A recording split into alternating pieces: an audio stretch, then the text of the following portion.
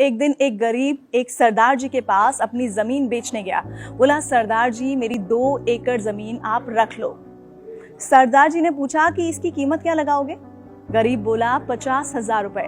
सरदार जी थोड़ी देर सोचकर बोले, वही खेत जिसमें ट्यूबवेल लगा हुआ है? गरीब बोलता है, जी हाँ, आप मुझे 50,000 रुपए से कम भी दे दीजिए तो भी मैं जमीन आपको ही दे दूंगा।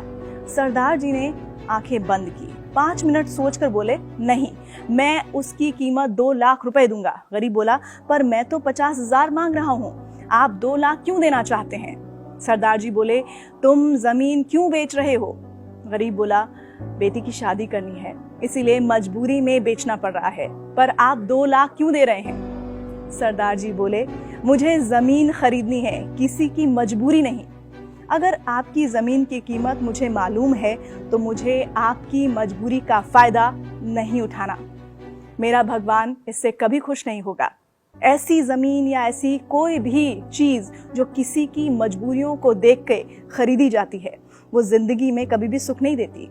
आने वाली पीढ़ियां मिट जाती हैं। सरदार जी ने कहा कि मेरे मित्र, तुम खुशी खुशी अपनी बेटी की शादी की तैयारियां करो।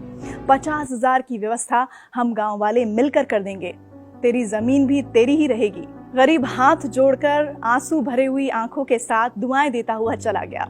इस कहानी से हमें क्या शिक्षा मिलती है? दरअसल इस दुनिया में बहुत से ऐसे लोग हैं जो किसी इंसान की मजबूरी का फायदा उठाते हैं। किसी की मजबूरी का फायदा उठाना गलत ही नहीं बल्कि नैतिकता के विरोध में भी है।